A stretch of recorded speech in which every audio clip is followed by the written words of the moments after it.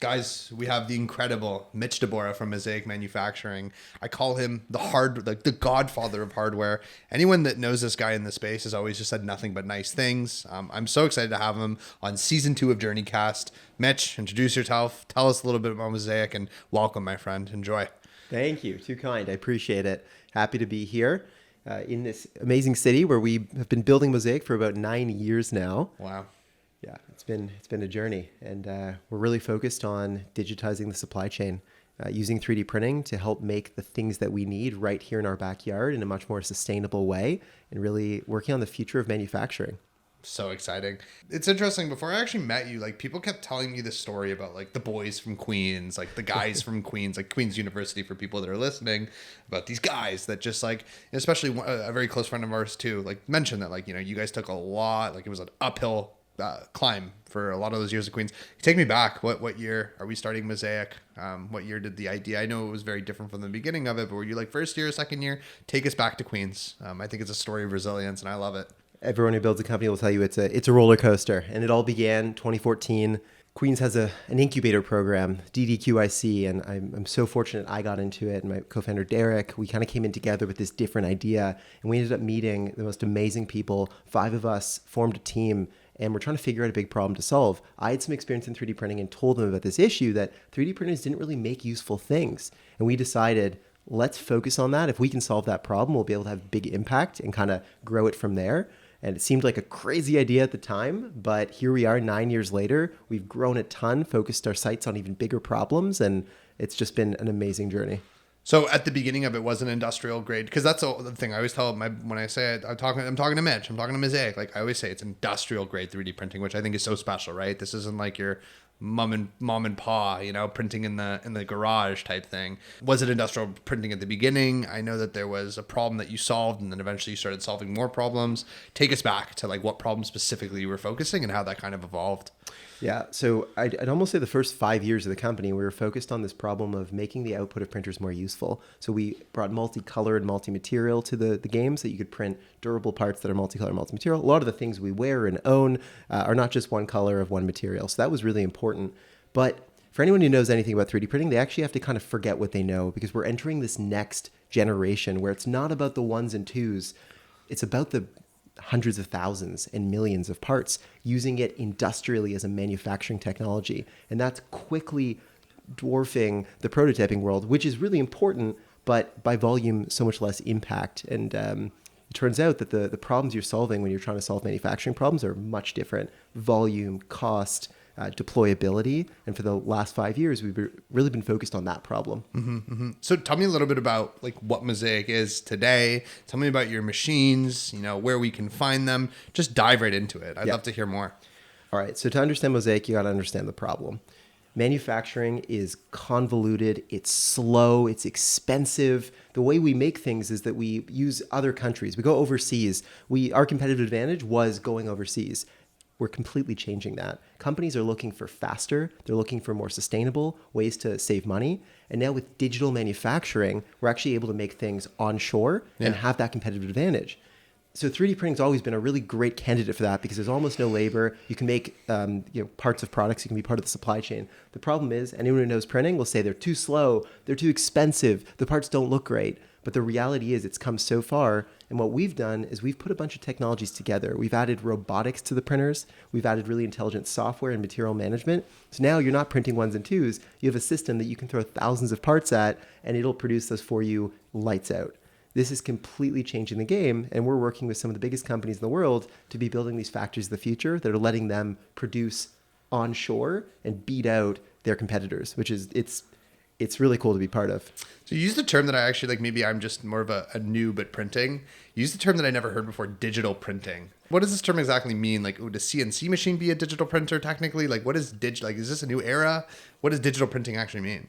Yeah. So when we think about, generally, there's this transition from analog where we're making molds, whether it be that we're shooting plastic into it, or the first assembly line of cars, we're stamping metal over a fixed mold. Huge capex cost, but then the part cost becomes cheap. But it takes forever to get there. It's very inflexible.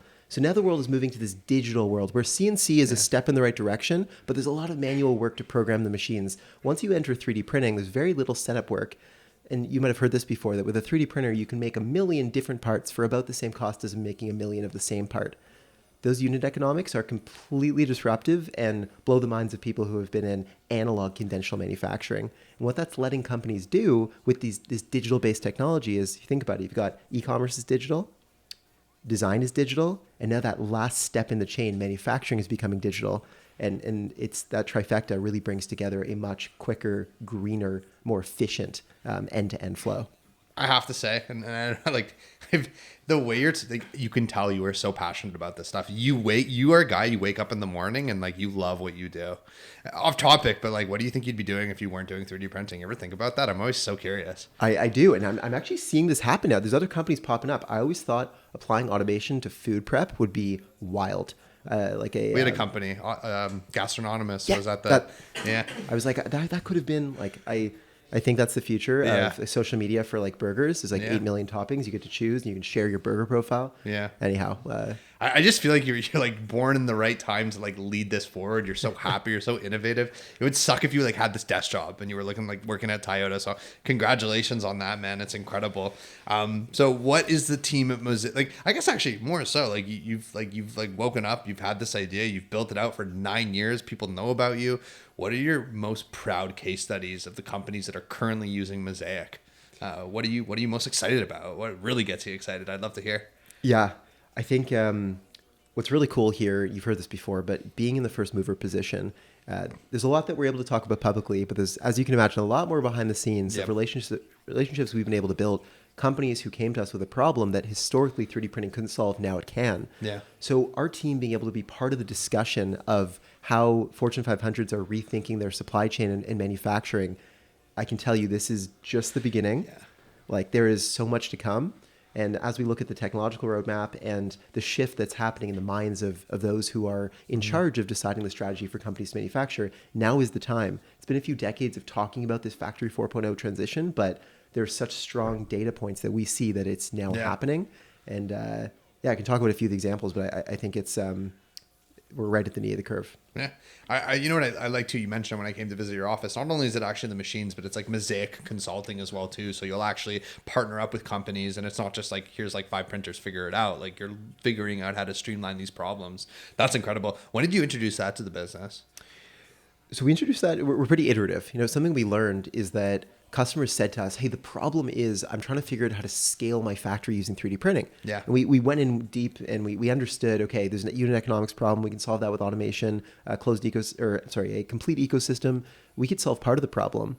But then we said, wait, why isn't it moving fast enough? And what we learned is that they don't necessarily have the right skills on their workforce yet. And it's not that they can't get there, but they don't want to spend 10 years. We don't want them to spend 10 years on it. So we built Mosaic Solutions as a way to accelerate them getting there. Yeah. And that was based on necessity. We have the team. We have a group of individuals who are obsessed with production and scale using 3D printing. They're the experts at it. They're passionate about it. And so we've been able to work with our clients to help them get there faster and then accelerate and let them kind of run with it, which is really cool. Okay, so let's talk about it, because I've done a bunch of LinkedIn posts about you guys. Let's talk about how like Mosaic is like this key solution, at least, and kind of dive deeper into it. For me, I think what you said about how making like a unit cost, making 1 million different units as opposed to the same, I believe you said, very important. I think that factories should be able to have different parts and different iterations and different prototypes. Is that where you're seeing a lot of the use cases right now, like every day with the people that are using Mosaic?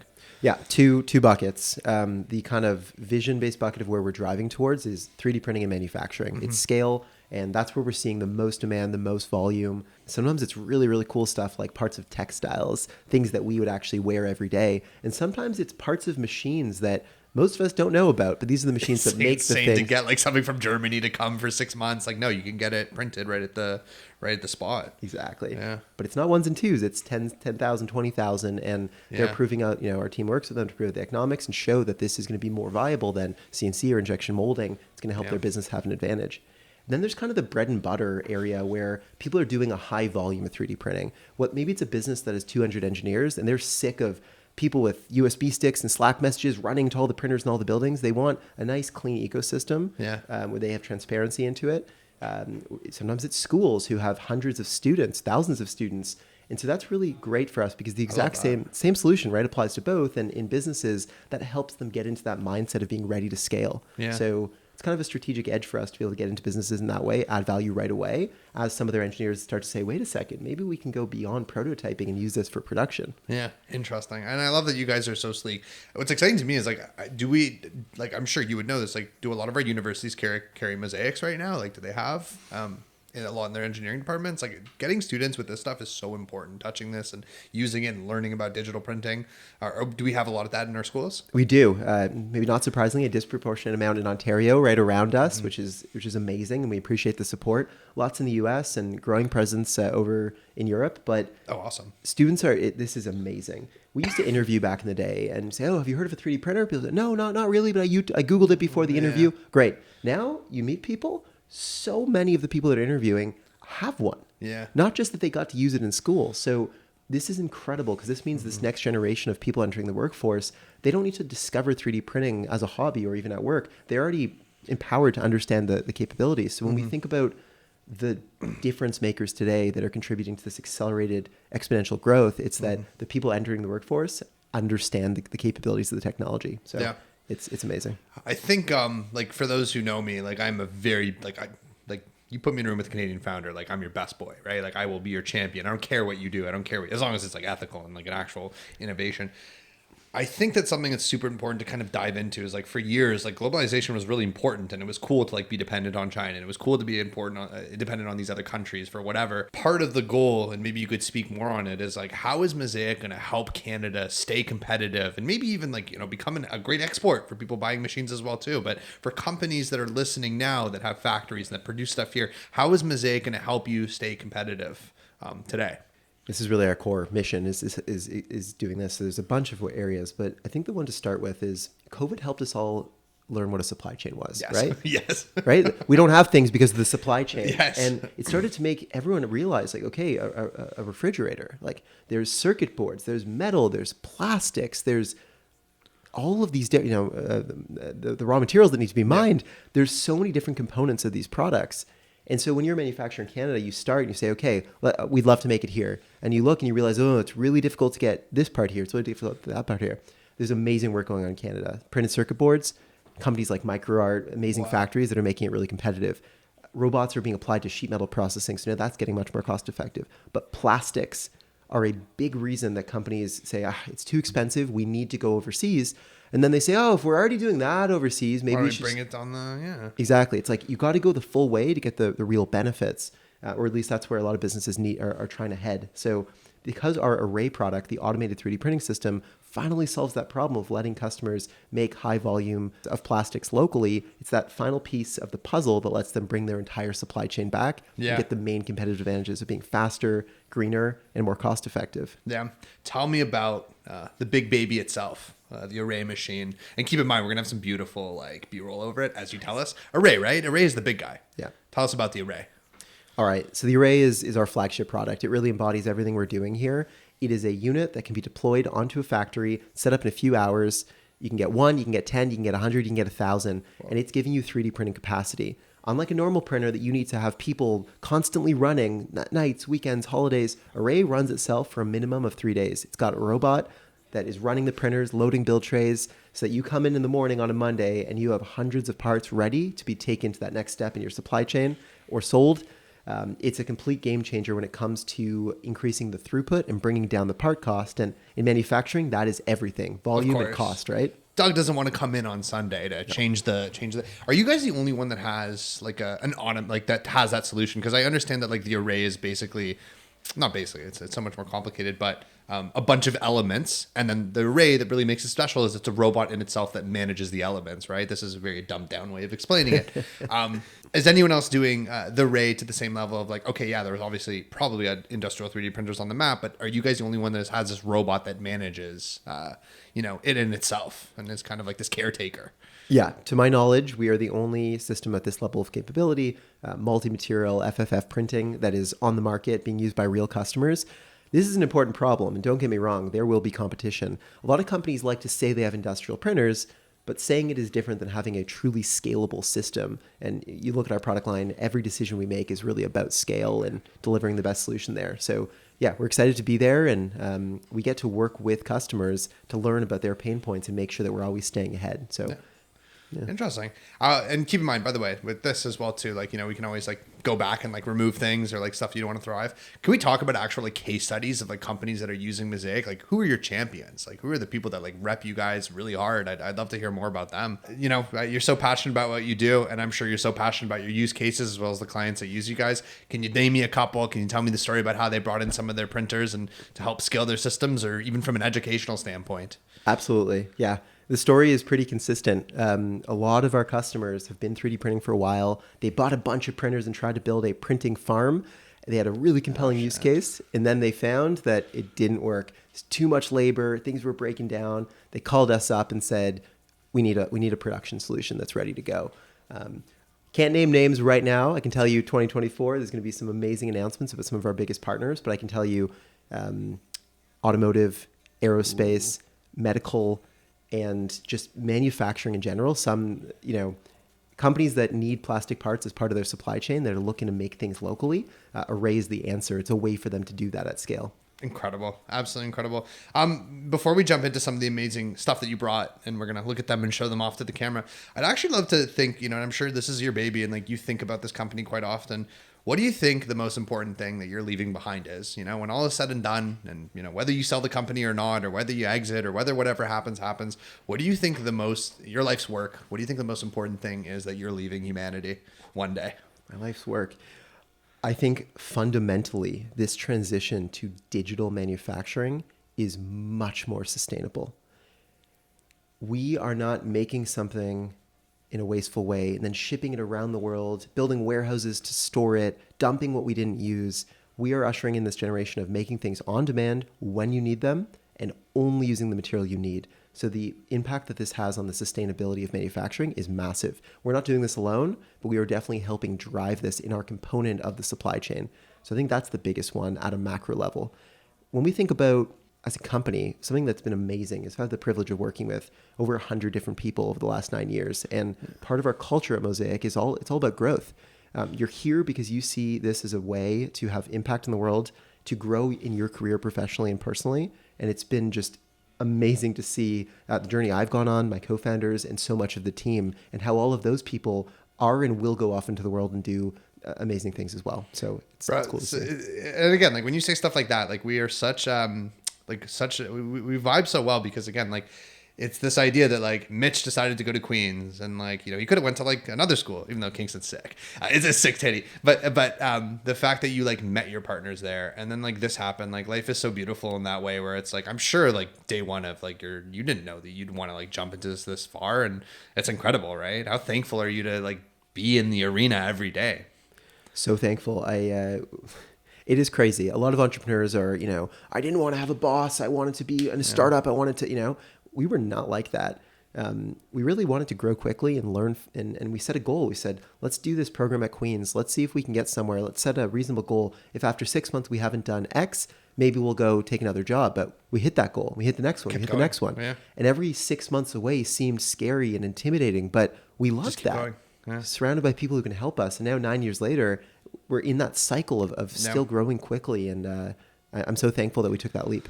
I think, here's like a deep question even for us, like for our thing, right? Like we just rebranded our agency, and like we're seeing already a different scale of client where, we're really diving deep, and like, it is what it is. Like every 6 months there's these like low points, but you keep hitting those goals and you're like, okay, why are we going to stop now? I have a feeling that like your partner meetings are very similar. I feel like there's these crazy low points that are just like, oh, how are we going to figure this out? But every time you guys figure it out, right? And you guys work together. Do you ever pinch yourself with your partners and you're like, wow, look how far we've come?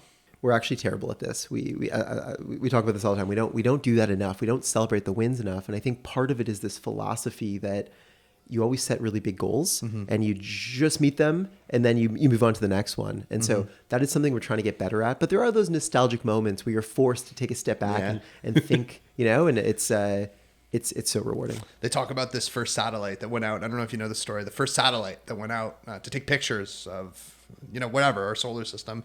And they talked about like one of the first things that it ever did was actually turn around and take a picture back of Earth. And someone looked at this. I don't know if you ever saw that picture of the little blue dot. I did.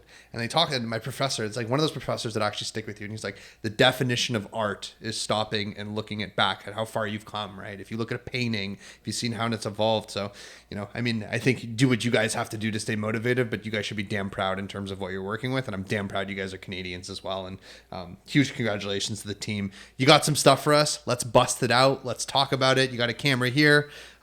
Mr. Rogers, basically, but for adults and people that are into hardware and tech, whatever you want to start with. Let's talk about some stuff that's coming out of Mosaic printers. Let's do it. Let's start with this beautiful city that we live in.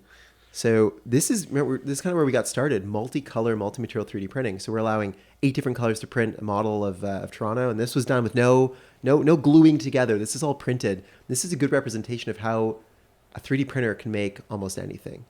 You send it a digital file and it's printed this, and the same printer that's printing this model can then go off and print the same printer that's going off and printing that can then go off and make a bunch of parts of a machine. And what is this? It doesn't matter, right? There's so many parts that we don't think about that are internal components. So this actually happens to be a part of our printer. And instead of injection molding this somewhere, we're actually printing parts of the printer on our own system. It's making itself. It's making itself, bringing down the part cost, letting us change the design as we learn things. It's incredible. Right? So all of these parts. So what is this part? Or is this like a... No, yeah.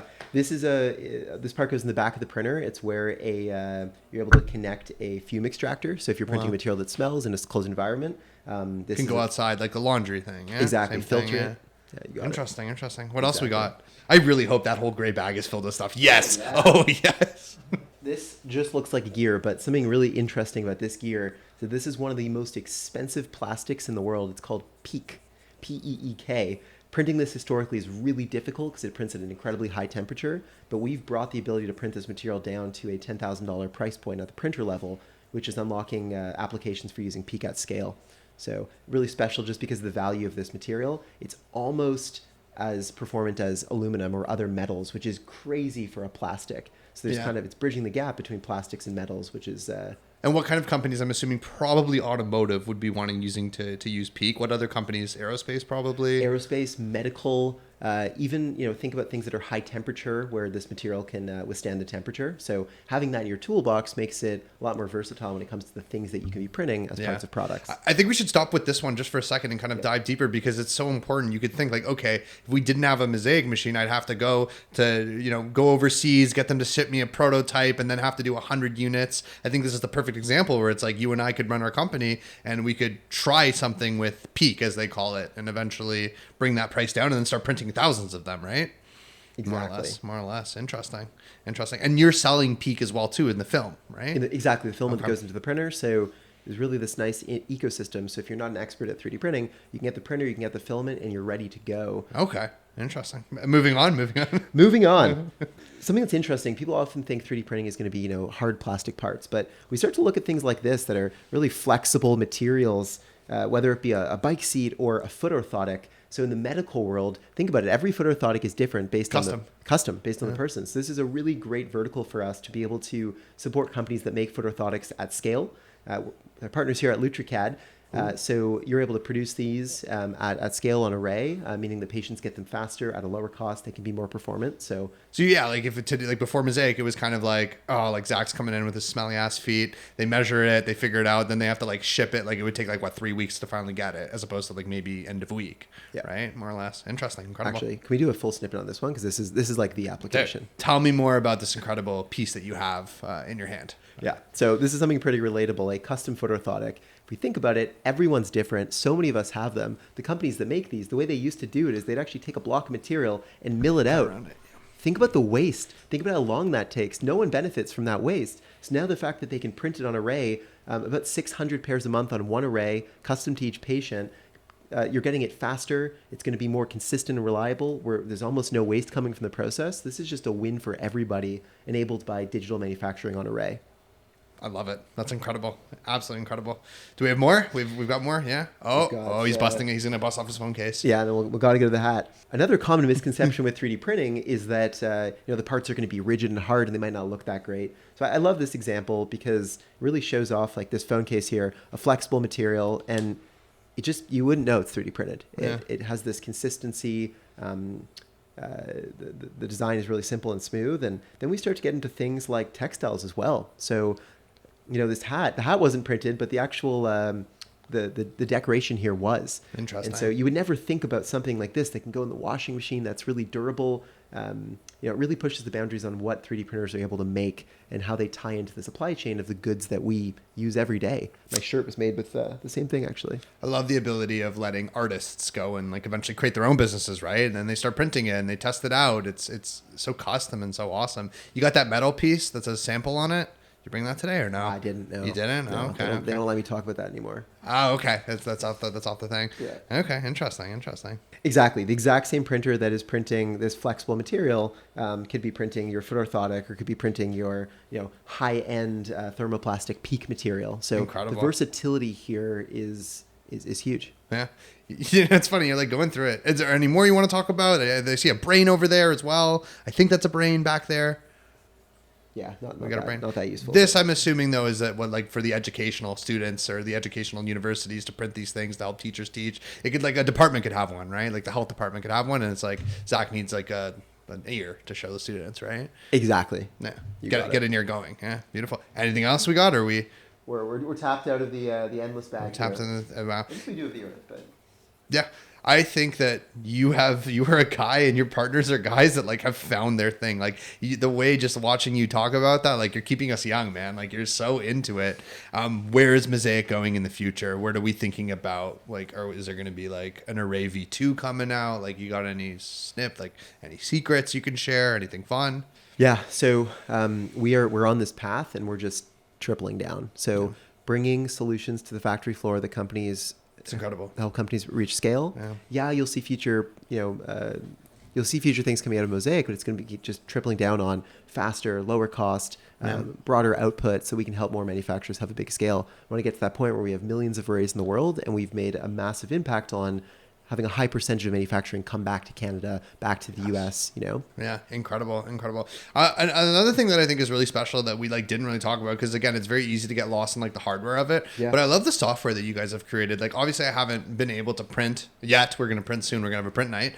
But I find that you guys have such a deep respect for UX and making that easy. Because you could have Doug, who is a little bit older, who probably doesn't have a MacBook. Talk to me about how your team approaches the importance of UX for each machine that you're working with, and the software aspect of it too. Yeah, I think we're really lucky. One of my co-founders, Derek Vogt, who I think you've met before, has always had an eye for this, and having that skill set on the founding team, he's always been able to think about the importance of the entire ecosystem and thinking through user experience and how it's not about the printer. It's about the customer achieving their goal, helping them get there efficiently, and thinking about the fact that we have customers all the way from grade school students to engineers at rocket companies, making sure they have a fluid experience. So it's always something that we're thinking carefully about. I said this to you before. I think we went live. We run an agency, right? So we work with companies, and I think your company is the perfect example of a company that deeply cares about the creative and the value of a brand. I mean,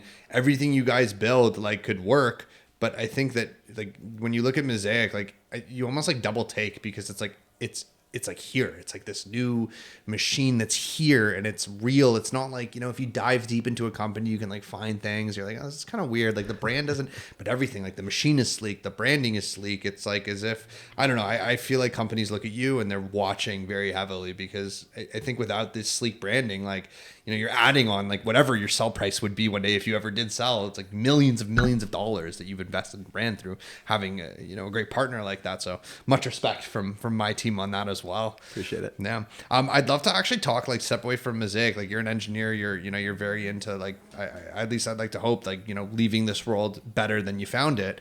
What's exciting to you right now? What outside of 3D printing keeps you really excited and happy about innovation and optimistic? Recency bias here, but I'm reading the Elon Musk book right now. I don't know if you've read it, but thinking about the way that he thinks about mission-focused companies and putting the mission first, and kind of figuring out the rest after. I feel like it relates back to what we're doing and the focus on finding a more sustainable and efficient way for us to manufacture. When we think about the future of Canada and the ability for us to recycle cash internally and not just be exporting all of right? So, exporting our IP and importing goods. I think that thinking like that, thinking about the impact that we can have is so important, and just being mission driven. Yeah, I think it's really important. I think we have this client, Art. It's so cool because he like grew up in the Soviet Union. He's older, right? He runs a company, like a consulting business. He has like a bunch of different companies under one office, and like he talks about the importance of like a Canadian, like the fact that we have some of the best engineers in the world. We have some of the best forward thinking, and like how on the world stage right now, like how do we keep Canada competitive, right?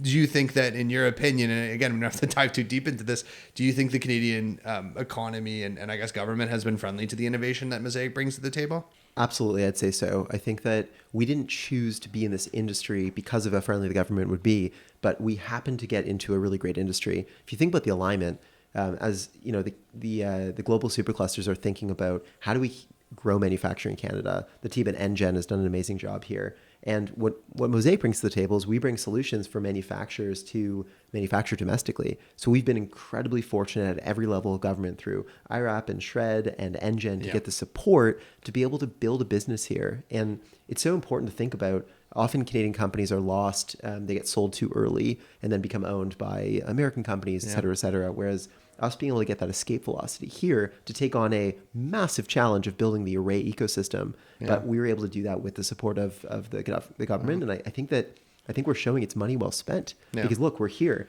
We're hiring a bunch of people. We're building a bunch of technology. We're making our products in Canada. There's so many things, ways that we're paying back and showing them that ROI. And I love to see how much they're doubling down and investing in other companies who are building physical goods and not specifically only software. Yeah. A very important question. I mean, I call you, I don't know if anyone else does, I call you the hardware godfather because you've helped so many people. Everyone that I've met, by the way, and we do an event in hardware where we raise money for kids that need laptops. Long story short, we invite like 25 really cool companies to come showcase for people that are listening. And every single, it's not like Denon knows you. Like so many people know you. When we were at the event, like these like young founders, like we're like waiting in line to talk to you. What is the second year student at an engineering school who is thinking about diving into founder life, solving a problem, right? What would you say to them in terms of starting that journey? I mean, we're talking 9 years into the future from the Mitch that we knew at Queens. What do you say to the next founder, the next generation of tech founders, hardware tech founders specifically in Canada or, North America? What do we say to them? I have this conversation all the time. I feel fortunate to be able to have it because I remember being in their shoes and looking to do calls with people and understand what to be thinking about. And there's no one answer, but the one thing I would say is the most common pattern I see between people who kind of found an interesting path was that they just tried something outside of school. So school is important. I believe in academics. Like, if you're in engineering, focus on the core first principles, figure it out, master it. That'll give you a superpower. Same with any discipline. But then outside of that, join a club.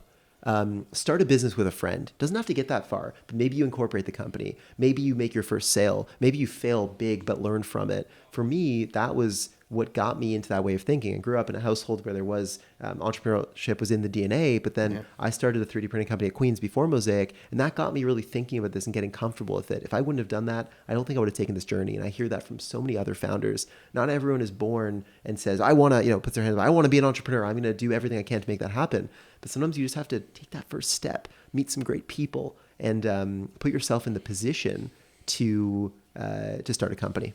I love it. Before we wrap up, I actually would love to dive deeper into more so the green aspect of Mosaic and kind of, again, leaving the earth in a better place than we found it. How are you and your team thinking about your carbon footprint and measuring those things? Because I think a lot of companies would look at you guys as a very solid solution, A, in R&D, A, in like getting parts out there. Can we talk a little bit deeper about, the meetings that you guys are having in terms of the carbon footprint and what a Mosaic machine will do to help that? Absolutely. So one of the first questions we asked is plastic good or bad? And there seems to be a generally understood solution that the abuse of plastic, the overuse, 380 million tons a year of plastic are produced. About half of that is single-use forks, knives. That is clearly not good. Yeah. And we're seeing new legislation that's stopping that. So that's being solved. Then there's the other half, and the general consensus is that for the most part it is good. Plastic makes cars lighter, which means they burn less gas. Yeah. Plastic is used in life-saving medical procedures. Like there's clearly a good to it. So looking through that lens, we say, okay, if we need plastic, if it's the more environmentally friendly solution than metal or another material, what is the best way to bring that into the world? And 3D printing doing it on site, using only what you need, using less material in general, having a very short supply chain, those are all significant contributors to making the part in a greener way. So that's what it's all about. It's, do we need plastic? If yes, how do we not make it all the way across the world, burn fossil fuels to bring it to us, warehouse it, use some, dump the rest? And the answer is a short supply chain enabled with digital manufacturing. And that at the core is what we're doing as a company. That's our mission, is to make that possible, right? So that's the impact. Dude, you're a man on a mission. I want to thank you for coming in. I've your passion, it radiates the room. We're going to have you on in the definitely next couple of years to follow the company, but we're huge fans, and thank you for coming in. Is there anything else we should talk about? Do you think anything that I missed, or? No, I think you nailed it. I think we nailed it. We did it. Guys, thank you. You can learn more about Mosaic Manufacturing at www.mosaicmanufacturing.com. You got it. There you go. Thank you guys so much for listening.